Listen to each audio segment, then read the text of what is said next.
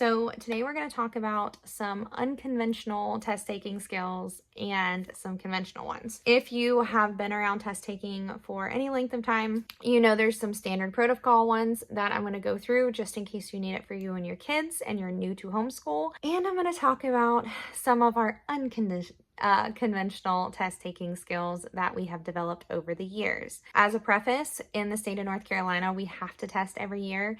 And so we are about to fulfill that annual requirement here in the next couple of weeks. So without further ado, we're going to jump into the video. We're going to talk about these test taking skills. I do have some ideas for certain supplementation you can get if you're worried, but come along and we're going to talk about it.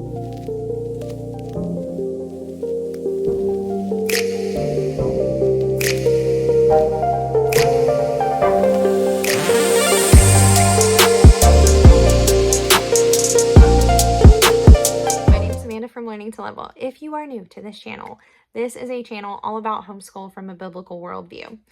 We talk about everything from the practical to the biblical to the integration of both, and we try to just stay faithful to the scriptures and talk about all the things that pertain to homeschool. So hopefully, Lord willing, that this channel reaches people who need it, are struggling, need encouragement, or anything else that comes along with homeschooling your babies. Okay, so today we are going to be talking about test taking skills. Excuse me one moment. Today, we are going to be talking about test taking skills. If you are new to the homeschool realm, and you do not know that you even need to test, there is a good way you can figure that out. You can go on the HSLDA website and type in your state, and they will let you know whether or not you have an annual test requirement.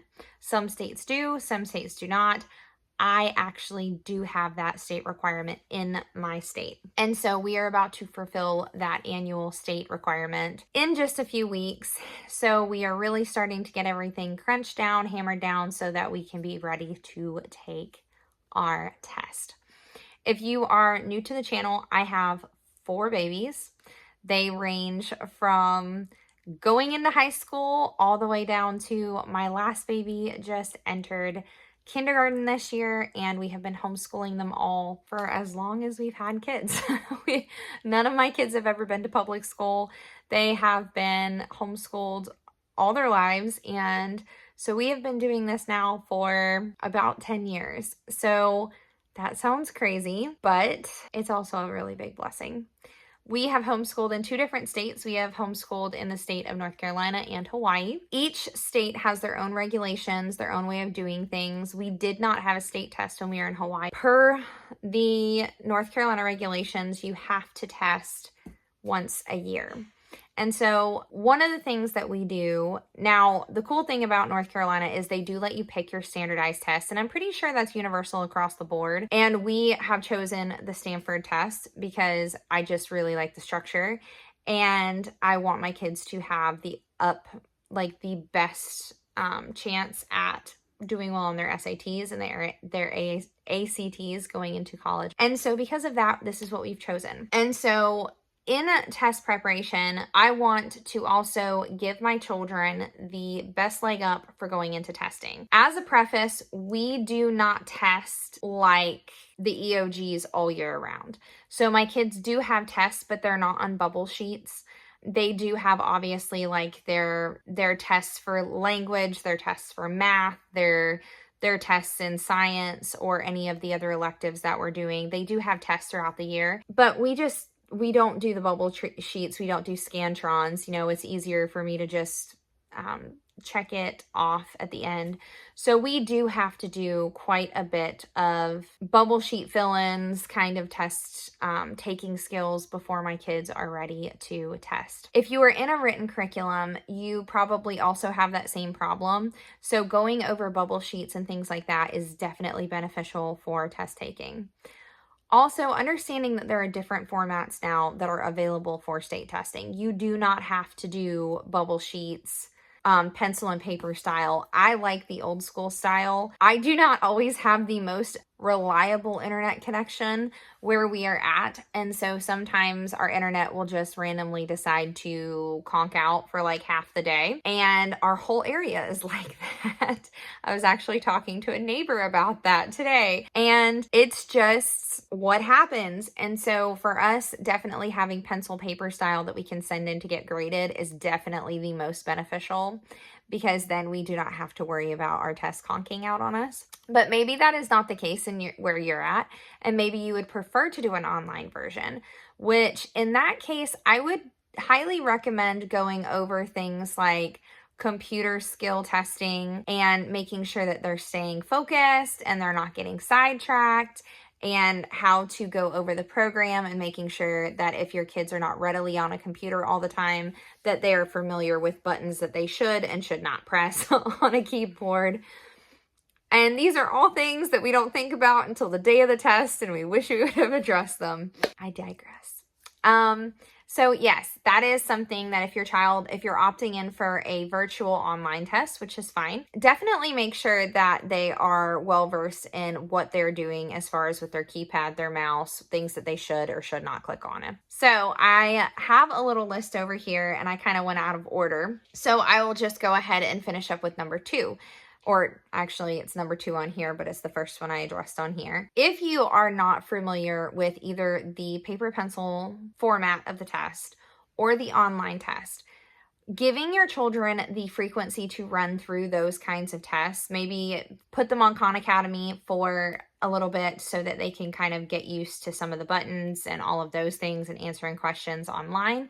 If they are doing a Scantron sheet like my children will be doing coming up, having a bubble sheet ready for them and practicing with them would be very beneficial. Make sure that they're coloring in the circles all the way, that they're not making a bunch of stray marks, that they realize you can only fill in 1 circle per question, which is very important, and that they're not leaving any blank and skipping it over, and making sure that the number of the test that you're answering is lining up with the number of the bubble sheet that you're bubbling in. So those are really good skills to make sure, because we want to make sure that whatever happens with our children, especially with testing, that they're not just messing up on the test because, you know, if they get something wrong and there's a gap in learning, we want to know that, but we want to make sure that it's an actual gap in learning and it's not because they skipped a number on the bubble sheet. Teaching all of those skills will be very beneficial so that you get accurate reporting also from the test. By the way, the Stanford test is really good, and the Iowa test. I've tested with the Iowa once when the Stanford wasn't available by BJU Homeschool Press.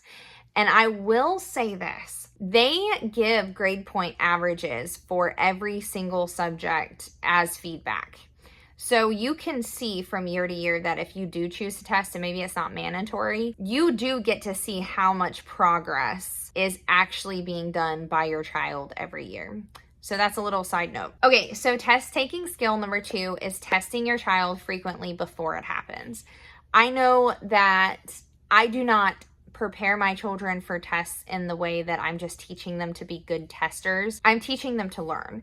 And so for me, giving them frequent tests or testing opportunities before they start taking their standardized test has been hugely beneficial for us. And I actually just came across there was a website from Psychology Today, and I believe it was Psychology Today, and they had one of these studies in the footnotes. And I'm going to read you a little bit of it. It's from Yang, Razor, and Perksky from 2019, and they actually said that testing can have multiple benefits. The format of testing and their timing requires thoughtfulness on the instructor's part, but they found that retrieving information more frequently from more frequent tests can actually help long-term memory, which we kind of knew that, you know, like when you think about something over and over and over again, it grows bigger and bigger in your mind. I've mentioned how neurons work in the brain quite a bit in my videos. And the more that you go through information, the more that you're strengthening that memory. It's basically like you're just connecting one thing to another, and it's almost like driving on a dirt road over and over and over, and then they pave the road, and it makes it a whole lot easier to access that information. The more you think, the more you speak on it, the more you go back and retrieve that information. It just makes that information more retrievable in your brain. And so because of that, taking tests a little bit more frequently within your homeschool can actually make testing at the end of the year easier. I know for me and my kids, right before, about a month or two before testing happens, I will go get Abeka comprehension readers, and my children will start practicing reading comprehension in more of a testing style for them, just to get back into the swing of things of doing speed comprehension, more like EOG style speed comprehension, about a month or two before test taking. And I found that helps my children get into the groove of taking more of a EOG style test before we actually ever get to the test. Okay. Number 3 is eliminating questions that do not fit. In the testing world, a lot of times they will have 2 answers that are completely bogus, and then they will have 2 answers that could be the right answer. In our normal fill in the blank kind of short answer questions that you often get in curriculums, or you don't have a lot of multiple choice questions unless you're doing like a speed reading comprehension reader. And even in our math, they don't, my children's math curriculum is open-ended. They don't actually get multiple choice. And so because of that, teaching your children to read the question and start eliminating answers, I actually saw one test taking skill that might actually be better than eliminating the answers. They said, put your hand over the answers and solve the equation, and then go look for your answer down at the bottom. And if you have a child who's going to get confused and consumed by so many of the answers that are coming in, that might be the best method, where they just put their hand over that set of answers, solve it, and then look at the answers to see which one actually works. Because in that way, they're getting the information from their own brain, and they're not having to just sort through the answers. But if your child were to get stuck on a question, one of the best test-taking skills that we were taught in school was to start eliminating the 2 answers that are definitely not it, to find the 2 answers that it could be, and then taking the best educated guess out of it. Another test-taking skill is reading the questions carefully. In a lot of the tests that are given, especially I remember back in my EOG days, is that they would put questions in with words like except, all but, pick the one that doesn't apply. And they do this to kind of make sure you're reading the questions carefully and that you're able to discern what they're wanting and to critically think about what they want. But if your child is not used to that format in your homeschool curriculums, maybe it's like more Charlotte Mason, or maybe it is a traditional one, but they don't use a lot of those qualifiers whenever they're asking questions. This could be a big trip up for your child because they're not used to seeing these kinds of questions.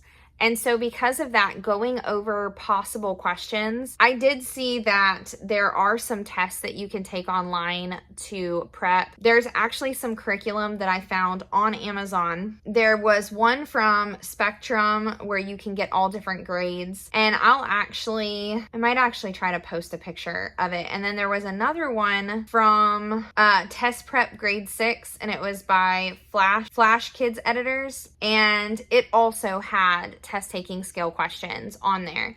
And these books were not very expensive, by the way. Let me just price them really quick. One of them was like $7.81 for the test prep one that I just mentioned. The one on Amazon was $9. I think $9 for the Spectrum one, just to give your kids that format for test-taking skills. If they have not done it, you are just really completely concerned about your child taking these tests. Maybe it's the first time they've had to take one. Picking up one of these books or ordering one of them off Amazon. I know that christianbookstore.com has them. Barnes & Noble may have something that you can order through it. Or like I said, Amazon will most likely have it. Like I said, I get the speed reading comprehension readers from Abeka, but I think they only go up to grade 6 unless you want to like get the reader and the set of books with the questions. So that is also an opportunity as well if you would like to go through something like that, just to help them get ready for those kinds of questions that will have those qualifiers on the EOG testing. Okay, so now we're going to switch off to the more unconventional test taking skills. And I'm going to start with my favorite one because I don't want this video to get long. If you have to test every year, so we're in North Carolina, we have to test every year. Try to find something that makes that testing season bearable for your kids. The idea that they have a test, the Stanford test is long. I think they have like between 10 or 12 sections in the Stanford test. It is pretty long, but it is very thorough, which is one of the reasons that we go with it. So what we do is we have formed traditions around our test taking. So the first day of test taking, mom makes a huge breakfast. I'm talking about the works. We have pancakes, we have eggs, we have sausages. I was reminded by one of my children that they want hash browns. Like, it is a big deal. And so we kick off our test taking season with a huge breakfast just to make it very special for my kids. And then we do special snacks. So whether or not that means that we're going to have, they were talking about me making a aquarium Jello, which, oh, my kids, they want blue Jello, and they want little squish fish in it or the Swedish fish. And we don't eat a ton of junk food in the house, but it was something that I made for them during an aquarium day in homeschool, and they loved it. And so they're requesting Jello squish fish aquariums, or just doing things that make it so much fun and so less daunting for your children, so that there's not just anxiety around the test, but that there's actually some enjoyment that's coming out of it. So they're looking forward to it, and it's not such a drag about,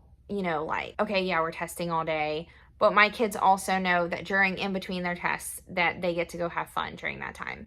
So it's kind of like a balance. Yes, they come test and then they go play, and then the next person comes in and tests and goes and plays. And so because of that, my children actually look forward to testing time a little bit. They're not crazy about testing, but they are enjoying the different parts of it that are enjoyable. And so if you have a child who is maybe having some test anxiety because they're not sure how well they're going to do, making something good to look forward to during that time kind of takes the pressure off and just allows them to breathe a little bit easier during that time, because then they know it's not just all about testing and being graded and being judged, but that they're actually able to just kind of enjoy that season with you as well. Okay, the other thing is teaching them to take their time during the test. There are people who do have really bad test anxiety. If your children is one of those children, getting a test that is untimed would be very beneficial for your student, and teaching them how to just go into it, just do their best, honor God, and just kind of leave it there. I think sometimes the best way to combat anxiety is with gratefulness, and just reminding your children that we get to thank God that we're at the end of the school year, that we're flipping things around, that we're going to see how much we learned this year, and turning the anxiety into a chance for praise and worship to the Lord can be very beneficial for your student. I think sometimes as parents, we want to take away the anxiety, but I think the best way of teaching that is just teaching them how to switch their mindsets during times that they're struggling to change their mindsets. So, okay. And the last thing that I really want to talk about is making sure they're taking care of their health. During test anxiety time, or just test taking time, sleep is so important. I think sometimes when we talk about test taking strategies, maybe we don't necessarily think about sleep. I actually took a peek on Harvard's 14 tips for test taking, and I'll actually link this in the video below if you are interested. And one of them was about getting sleep. I wholeheartedly agree. Get sleep. It is really hard to function if you are exhausted. So even making this video, I am more tired than I probably should be making a video, but we are doing it and we are powering through. So make sure that your kids are getting to bed early. If they, normally do your bedtime routines, like for us, it's reading before bed, doing devotion and reading time. Whatever you normally do, try to keep that routine and make sure that your children are going to bed early enough and waking up early enough. If they have trouble sleeping, I know my children, if they ever have trouble sleeping, a cup of chamomile tea is beautiful.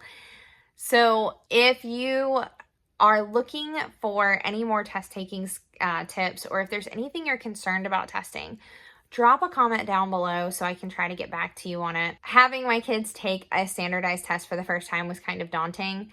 This is actually the first year I'm going to be giving the test, because normally I have a friend who comes in and does it for me, but circumstances changed, unfortunately.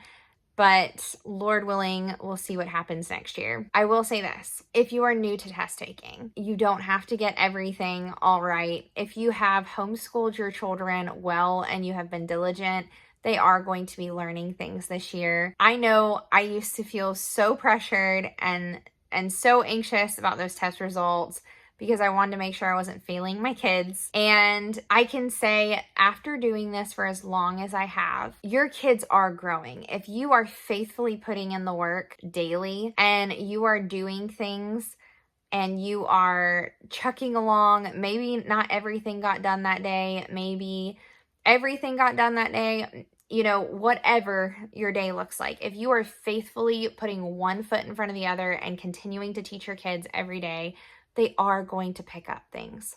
I think we get scared. And if you're one of those mamas, let me just speak to your heart really quick. If you continue to be faithful and you pray and you are seeking God and you are putting one foot in front of the other, it is amazing what you can accomplish. And it is amazing how much your kids will retain and learn. It is amazing how much your kids will learn. Trust the process. Continue to put one foot in front of the other. If something doesn't work very well, pivot. If you need to add supplement, add supplement. But be prayerful, because there's a lot of things out there that can cause us to become anxious. But honestly, our job is to do the best that we can, steward our time, honor God with everything that we have, and trust Him with the results. So mama, if you are not feeling that and you are free, if you are the one that is worried during this test time, just know that it is a season. Continue to be faithful. Continue to plant, continue to do all the things that you need to do for your children, and the Lord will get you through it. That's what I have for you today, and I am super tired. I am ready to take a shower and go to bed. So good night. I hope you guys have a blessed night, and God bless. Good night.